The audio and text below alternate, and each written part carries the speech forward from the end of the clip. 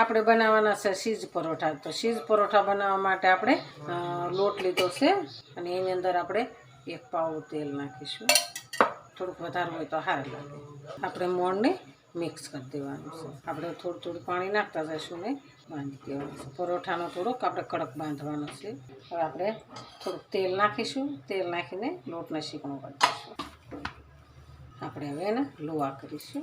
આપણે લોવા કમ્પ્લીટ તૈયાર થઈ ગયા છે. હવે આને આપણે ઢાંકીને સાઈડમાં રાખી દઈશું. આપણે લોટીમાં બનાવવાના છે. આપણે 4 પડો બનાવવાના છે. પતલી જ રોટલી વણવાની છે. બધી જ રોટલી આપણે એવી રીતના એક સરખી વણી લેવાની છે. તો આપણે પહેલાં તો 4 રોટલી વણીશું.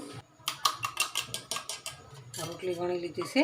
એની અંદર આપણે તેલ એડ કરવાનું છે. એરાને આપણે આખામાં ફેલાવી દેવાનું છે. આખી રોટલીમાં ફેલાવી દેવાનું છે. પછી એના ઉપર આપણે રોટલી મૂકવાની છે. ધાણા જીરું ગભરાવીશું. આપણે લીલા ધાણા નાખીશું. થોડોક આપણે ગરમ મસાલો નાખીશું. આપણે આના પર રોટલી મૂકવાની છે.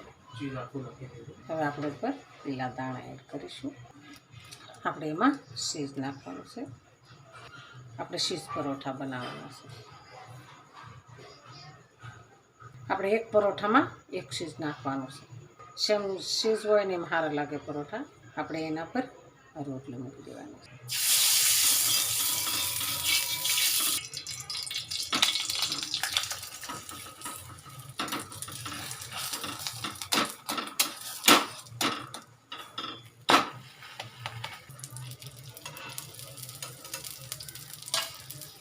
આપણો ચીઝ પરોઠો સરસ તૈયાર થઈ ગયો છે. તો હાલો ખાવા.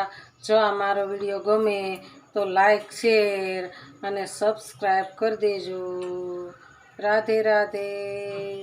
બની ગયા ને એકદમ મસ્ત. તો આપણે આવી રીતના બધા પરોઠા બનાવીએ.